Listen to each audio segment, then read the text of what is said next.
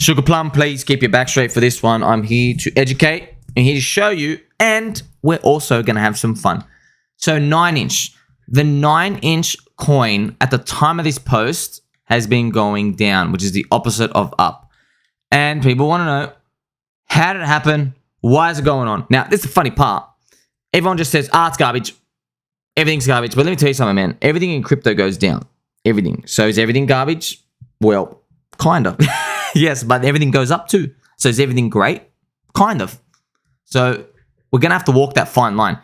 I just want you to know, in the bull market in 2024, there will be more websites, more DeFi, more yield chasing, more there's garbage things, circuses, games appear that's going to trick you. And I just want you to know that there is nothing truly really innovative unless you really get told by other people who are not in the game that it's really innovative. That's all you can really do, because people have done so many experiments in crypto and it's very hard to get anything to sustain itself. So this is the 9-inch price. 9-inch has gone down, right? And why? Well, people are yield farming. And the website is not working properly right now, but look, it's really hard. Just so everyone knows how these games work, all right? So 9-inch is meant to be the voting governance coin of the ecosystem. And as I posted, I'm just seeing more people capitulate, right? Now, when it comes to these yield farm games, it is always a very sensitive game. Always. It's because the very nature of the people you attract, they have similar characteristics every time. You know, in crypto, everybody's schizophrenic and short-term. Well, yield farm chasers, they are the schizophrenic schizos. I don't know if you ever know, have you had any friends where maybe you've done a bender, maybe no one slept for 24 hours, but this friend wants to keep going? Okay. Yield farm chasers, they're that friend that wants to keep going. And you say, hey, bro, like we started Friday, it's now Sunday morning, I think we got to cut it. That friend says, guess what, man? I'm going to Wednesday. Okay. That's what you're dealing with when you're dealing with these yield farm chasers. These people in these yield farms are so freaking paranoid, skeptical, they dump. It's so unreliable. It's so harsh. Everybody's tried it. Every single person that you can think of, even Richard Hart, put the ink yield farm, man. It's really tough, friends. The people who do it, it's almost like those people dumping, they just don't deserve the gains. They just don't deserve to make it. Okay, but the problem is they are incentivized to keep participating and it bloats the system. They become a chain on the neck.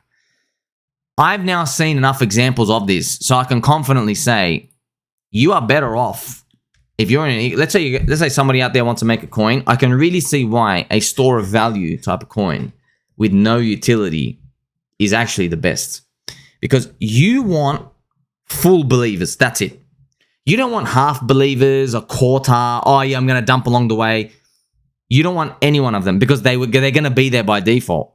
So you want to remove them with the highest probability. You can't never fully remove them, okay? Now, these games are really sensitive and all of them rely on the same thing. The yield farms rely on a positive flywheel momentum. And you can only get this sustained from Bitcoin and Ethereum rising in a bull market, all right? Because at the end of the day, okay, everyone's in there, they're in there to make money, all right? But when you're in a yield farm, people are in there to make money in a week. Literally, you're telling them, I'm paying you yield every minute, every day, every hour. So that's an option for you. They're like, oh, sweet, are you? Okay, I'll take it. But if you're in long-term holding, right, LTH, long-term holders, if you tell them, yeah, you're going to get paid, but you got to wait 3 years, you get rid of the weakness faster. So it becomes easier to go up over time. But in a nutshell, really, you can't do much because you're still bound by Bitcoin and Ethereum. You really are. All the charts, all the evidence, everything Bitcoin and Ethereum, friends. There's never been, like, Bitcoin's going down, that's it. That's why I tell you, just change it to a monthly candle. You'll know how everybody feels.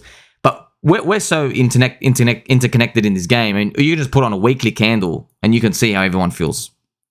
If it's red, everyone's feeling scared, nervous. If it's green, we got hope again. That's it. So you need green monthly candles, and then people keep putting their money in. But this is where it gets tough. In a yield farm, there are all these people here. All the dots are the people, okay? They're all in a yield farm. And they're all trying to get this little piece of the pie. And all they're trying to do, they're drawing it out. So all of them are drawing the piece of the pie out, all right? That's all it is. Every single time. We say, hey, we're going to make a this pie is going to have 2 cherries on top and a strawberry and a berry, and it's going to be extra cream and extra chocolate.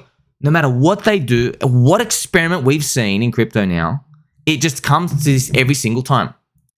And I really do mean that, friends. We have tried so many things. Just everybody keeps drawing out from the pie. No matter what you do, no matter what you tell them at the end of the day, right? But don't worry, friends.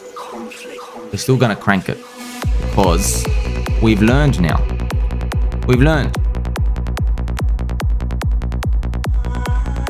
Now, remember that piece of the pie? In the 9-inch ecosystem, that's BBC. Okay, now I'm just showing you that no matter what you do, no matter what you say, hey, if you keep the piece of the pie, it's going to become a bigger pie later on. No matter what they do, in any coin, DeFi, just it always goes one way. You have too many short-term mindset people. Now, a good question to ask also is, why did it work in 2021? Well, nobody had seen it. You had full-on emotional money.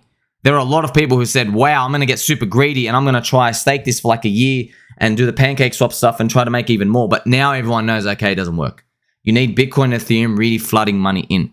So without key ingredients, you're always going to find yourself in a death spiral, always by default. You need Bitcoin and Ethereum. That's the key ingredient. And you have to align yourself with long-term vision people and community members to get through these washing machine periods of crypto as it works its way through the bear zones. And yes, it'll always go through these zones. You need people to really believe, because I've told you how many times liquidity is so thin, man. There's only 1.5% of a coin's market cap. So it doesn't take much of any coin for people to just go, you know what, I'm done. Now, BBC, which was the coin name, as you can see, it's just like it's always the yield farm, always the reward. It's always the same story.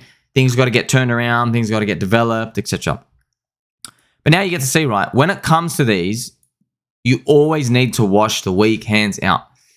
But the disadvantage in these yield farms that you just got to know, when you participate, you are with people who are specifically weak hands. People who need to get paid every minute of the day, every day of the week, those people are weak hands. They see a red candle, they're out. They pull, they dump, they're out. They're happy to take losses. You're trying to invest with day traders.